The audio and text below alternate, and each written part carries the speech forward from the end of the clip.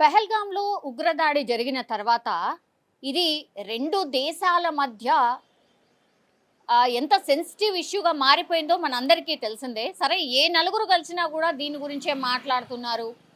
ఆహ్, మన ఇండియన్స్ అయితే ఒక రకంగా యుద్ధమే కోరుతున్నారు. యుద్ధం జరగాల్సిందే, వాళ్ళకు బుద్ధి చెప్పాల్సిందే అని మన వాళ్ళైతే అదే మాట్లాడుతున్నారు. అట్లాగే చేయాల్సిందే అని కూడా ప్రతి భారతీయుడు కోరుతున్నాడు. అట్లాగే అందరి భారతీయుల రక్తం మరిగిపోతోంది అంటూ కూడా ప్రధాని నరేంద్ర మోడీ ఈ మధ్య కాలంలో ఎప్పుడు మాట్లాడినా అదే చెప్తున్న పరిస్థితి.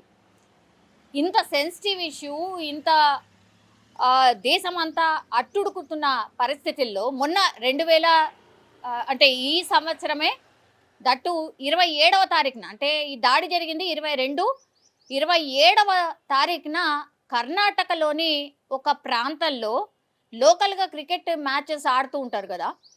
లోకల్ క్రికెట్ మ్యాచెస్ ఆడుతున్నటువంటి సందర్భంలో ఒకతను అందులో నుంచి పాకిస్తాన్ జిందాబాద్ అన్నట్ట. నువ్వు కర్ణాటకలో ఉంటావు.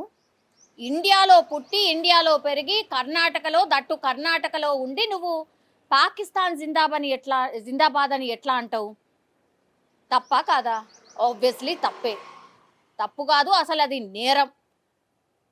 ఇప్పుడు మొన్న జరిగినటువంటి పహల్గాం దాడిని అసలు ఎవరు మర్చిపోలేనటువంటి పరిస్థితిలో ఉన్నాయి.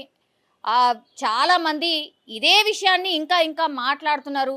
అసలు ఎక్కడ చూసినా ఈ వార్తనే, ఏం జరుగుతుంది దేశంలో, ఏం జరుగుతుంది అని సెర్చ్ చేస్తున్నటువంటి టైంలో నువ్వు రెచ్చగొట్టేలాగా నీకు ఎంత కోపం వచ్చినా ఇంకేది అయినా సరే నువ్వు కర్ణాటక వాసివి కదా, పాకిస్తాన్ జిందాబాద్ అని ఎట్లా అంటావు?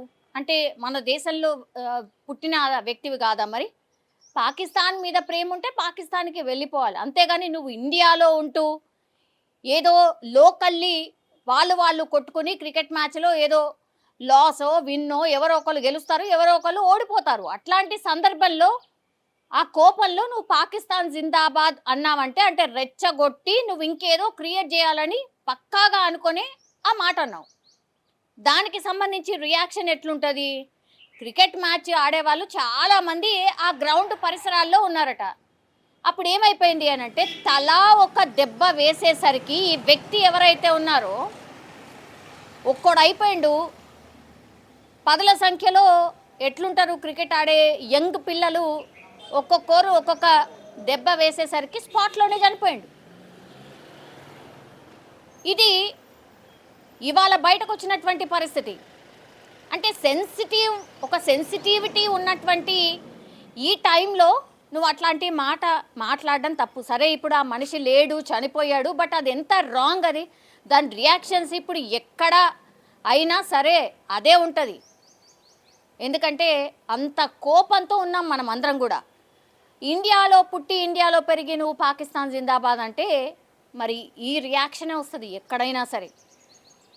ఇప్పుడు కర్ణాటక ప్రభుత్వం మాత్రం దీనిపైన పూర్తిగా విచారణ చేసి ఒక 15 మందిని, అంటే టోటల్లీ ఆ మనిషిని కొట్టి తన్ని ఇంకేదో చేస్తే చనిపోయాడు కాబట్టి 15 మందిని ఐడెంటిఫై చేసి వాళ్ళు అరెస్ట్ చేసిన పరిస్థితి.